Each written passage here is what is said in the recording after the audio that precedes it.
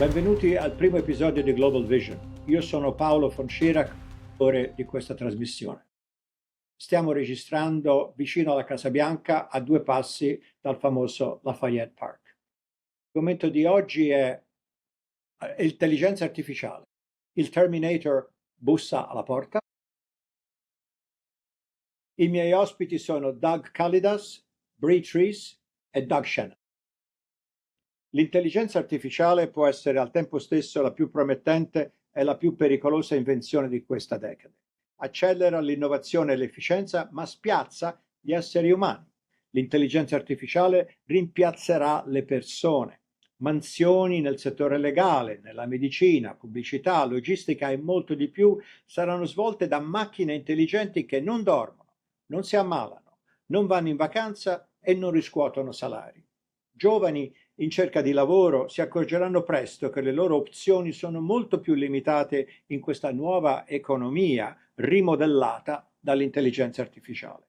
Al tempo stesso, la nostra privacy sarà invasa in modo capillare. Sistemi di intelligenza artificiale osserveranno tutti i nostri comportamenti in modo da condizionare le nostre scelte. E ci sono grandi pericoli anche nel settore dell'informazione. L'intelligenza artificiale può assistere i professionisti completando ricerche complesse in pochi secondi. Tuttavia, le mani sbagliate, l'intelligenza artificiale produrrà fiumi di informazioni false o distorte, ben confezionate, creando così confusione e conflitti. Come farà il pubblico a distinguere tra le notizie vere e quelle false? Grandi innovazioni tecnologiche creano sempre vincitori e perdenti, ma l'intelligenza artificiale può diventare veramente pericolosa. In futuro si arriverà all'intelligenza artificiale generale. A quel punto l'intelligenza artificiale avrà capacità decisionali autonome che forse sfuggiranno al controllo umano. Profezie drammatiche ed esagerate? Non lo sappiamo. Nel frattempo, la regolamentazione del settore fa fatica a mantenere il passo con l'innovazione. Senza limiti e responsabilità chiare, l'utilizzo dell'intelligenza artificiale nella finanza e nella difesa crea il rischio di vere catastrofi. Per esempio nel caso di armamenti con sistemi di controllo interni che si lanciano da soli, sfuggendo al controllo umano. Per cui non è chiaro che si possano creare sistemi di controllo che ci proteggano da possibili tragedie. Welcome back. We're here to discuss a lot of issues pertaining to artificial intelligence, a topic that is going to be with us, I assume, for decades to come. Maybe I'm exaggerating, but the impact is really already very significant, and with new developments is going to be more significant. And we're joined by great experts in the field, and that includes Doug Kalidas, Senior Vice President of Government Affairs, Americans for Responsible Innovation. We've got Bree Treese, co-founder and Chief Impact Officer at Fathom.org, and Doug Shannon, co-founder, Intelligent Automation and Large-Scale Operations at Theia, which is a think tank. Both Bree and Doug join us from California. Doug Kalidas is here in Washington. So let me just throw it to you, lady and gentlemen. Let's talk about the environment in which AI is growing and will grow. Some people say we need guardrails. This is new, this is disruptive, it's going to affect everything. We need some clear guidelines. The government, that is what's right here in Washington, we're right here, our studio steps away from the White House, we'll have to provide guidance to industry and also to investors and what have you to see where this thing is going. Good idea, bad idea? Let's start with you, Bree. What do you think? Yeah, well, first, thanks so much for having me. I'm delighted to be here with the Dougs. The question you raise is exactly why we founded Fathom. AI is a unique technology, and we know it's going to raise unique questions where we have to think about the mechanisms and systems in which we are going to integrate this safely and effectively into into our world. And this question of governance is really what we think is the tip of the spear. If we get the governance infrastructure right, then we think we have the best shot at achieving all the promise and the upside of this technology while also making sure that it's safe for our world.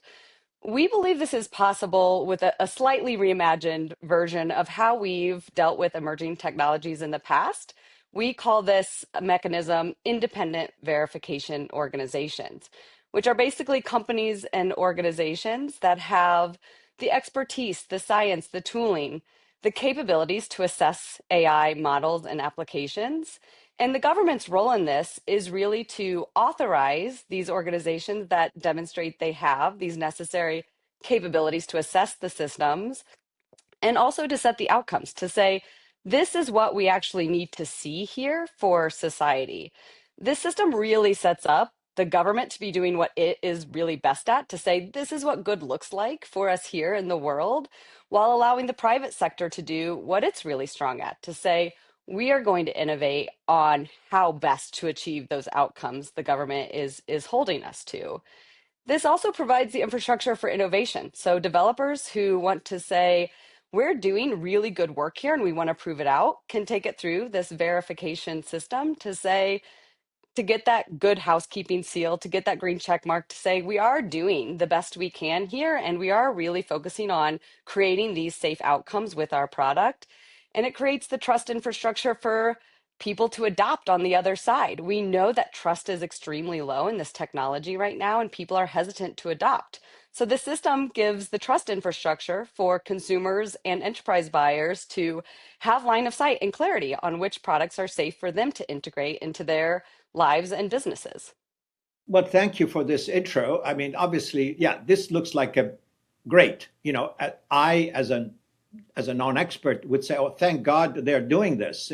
So we will proceed, effectively but cautiously with some people looking over and like third party. How can I say? Uh, Probation officers, if I can use this expression, to say, hey, wait a minute, let's look at this and let's make sure that this is going the right way, etc. Well, Doug Kalidas, what's your take, considering also, forgive my, my kind of layman ignorance here, that this stuff, this AI changes all the time. The pace of innovation is incredible. It's not like we're going slowly and we have years to think about all these things.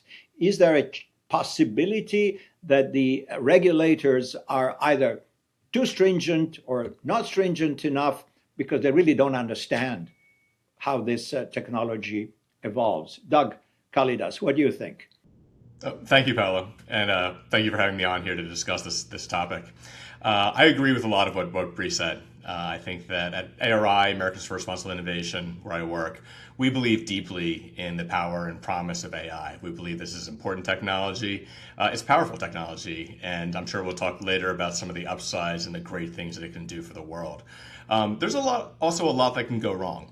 And I have a perspective mostly looking at what the United States has done in the last few decades to regulate technology, or I should better say, to not regulate technology. We've largely taken a fully hands-off approach. Now, obviously, there are certain benefits to that. There's more investment in the sector. There's a lot of innovation, clearly. But I would definitely question the premise that innovation thrives in a fully unregulated environment. We can talk about different examples from banking, financial services, pharmaceuticals, investors, users, corporate users of these technologies. They want, as Bree mentioned, they need to trust that what they're working on is actually going to be safe, reliable, dependable, is not going to create liability in places that they can't predict. And that is something that we believe for the long-term health and growth of the market will be salutary. And there's a lot that the federal government can do to help this. In terms of your question about the risk that regulators overprescribe and become overly specific based on the state of the technology at any given point in time, that is definitely a challenge. I mean, this is something that we've been struggling with for years in the US. I think that in order to do this right, you need government capacity. You need to have experts within the government agencies who understand the technology as well as the private sector and those who are developing them. In the US, there are some of those technologies embedded in different agencies. We certainly need more of these people, but there's a start. And we need to be thoughtful about how we define any regulation. I will say that if you talk to some of the people working at the top AI development labs and you ask them, do you believe that there should be some regulations on technology? A large number of them will say yes. This is often not public. This is often something that they'll tell you behind closed doors, but they understand the power and the risk of the technologies they're developing. And it's really not fair to ask individual companies to simply self-regulate because they're putting themselves at a disadvantage in the market. It's a prisoner's dilemma. And this is something where government can step in, set an environment where it makes sense to do the right thing. In terms of what form that takes, I mean, some of the things that Bree had mentioned about the independent verification organizations, we like that idea a lot. We think there's a lot of purchase to that. We're agnostic about specifically what some of these regulations look like. I think the important thing is to marshal political will to actually act. And then we can talk about some of the specifics. We have a lot of ideas here at ARI, but we believe there are other mechanisms. Thank you. Let me now turn over to Doug Shannon. And if you can elaborate on this, and again, being here in Washington, and I am not like you, ladies and gentlemen, a specialist on this, but the old joke is that Washington is analog and the rest of America is digital, meaning that we're always not steps, but sometimes miles behind technological innovation. And also, let's face it, Washington is run by lawyers who want to prescribe everything and want to make sure that every possible contingency has been looked at and we've got an answer and a regulation and something for everything. And that sometimes results in things being overdone and also are not really appreciating the pace of innovation. And of course, I really like going back to what Bree was saying earlier, and you also seem to concur, Doug, that it's nice to have third-party entities that will vet. I am not sure how this works in the practical world in terms of government regulation that will rely on third parties as input and advise, I suppose, in terms of what should be done, what should not be done. So, to you, Doug Shannon, what do you think? How do you see this? Is this doable in a good way? It's doable in a good way if we pay attention. A lot of the things that we're seeing in the space is incentive based, so we need to make sure we have the right incentives in place. But those same incentives need to make sure that we're also building agency into what humans are doing and bringing humans into those conversations. So kind of like what Bree was talking about when she was talking about kind of like the speed and kind of talking about in general, the speed of this is much faster than we've ever seen anywhere ever. The only individuals that have seen this type of speed were like the quote unquote like the Zennials, like the ones that are in the middle between like Gen X and Gen Z, and kind of see where that's at. So Zennial people of that age group saw analog to digital, and they grew up with that. They got cell phones at age 20 and started texting people. And so I think we're going to see a lot more leaning into those individuals to say, how do we lead this? How do we drive this? Because when it's this fast, the cultural change is going to happen at a much faster pace than Paolo, what you were talking about, where the government can't keep up, the legislators can't keep up. But you don't want to police them. You want to kind of hall monitor them. But at the same time, again, to what Bree was talking to, is the infrastructure tells the story, like the architecture of it, what can be built on top of these items, what can be built on top of these systems, these platforms.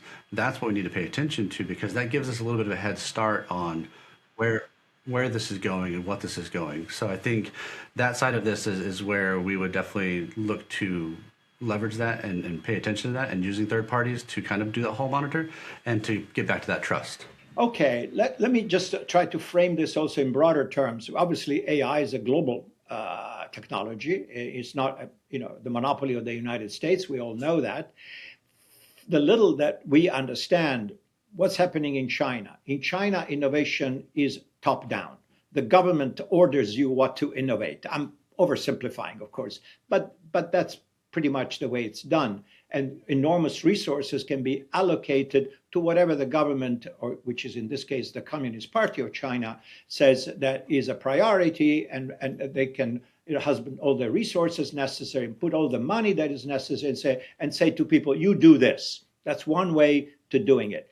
Their regulation, guardrails, what have you, I have no idea if they even mean anything in that context of top-down led innovation. In Europe, we have seen a completely different approach, which is much more cautious, and an effort to prepare the regulatory framework, perhaps even ahead of the innovation. How does that change things, considering that we are competing, obviously, we meaning the United States, all the firms that operate in this space and others that will join or be the users or what have you. Is it possible to give an assessment of saying which one is the right approach? Is our more hands-off approach better than China top-down or Europe over-regulation? Bree, can you address that? Yeah, I mean, I think that's the elephant in the room of who is going to win this global AI race, which we don't have time to dive into all of the details on that today. But your point is very valid. In China, the government has a lot of say of which products just get diffused into their economy and society.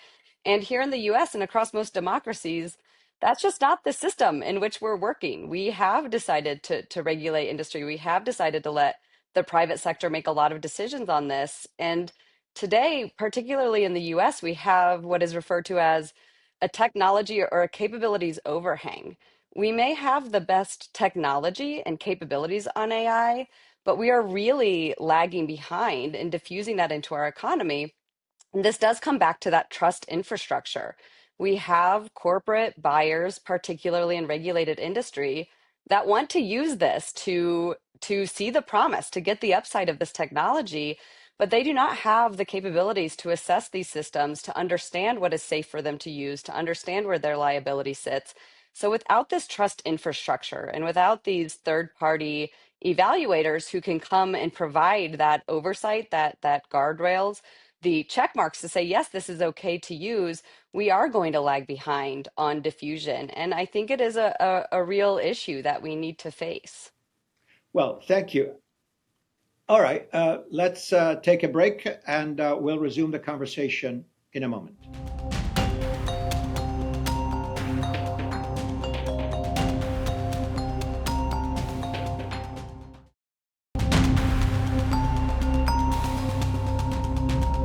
Welcome back. We're here resuming our conversation with our experts on the future of artificial intelligence.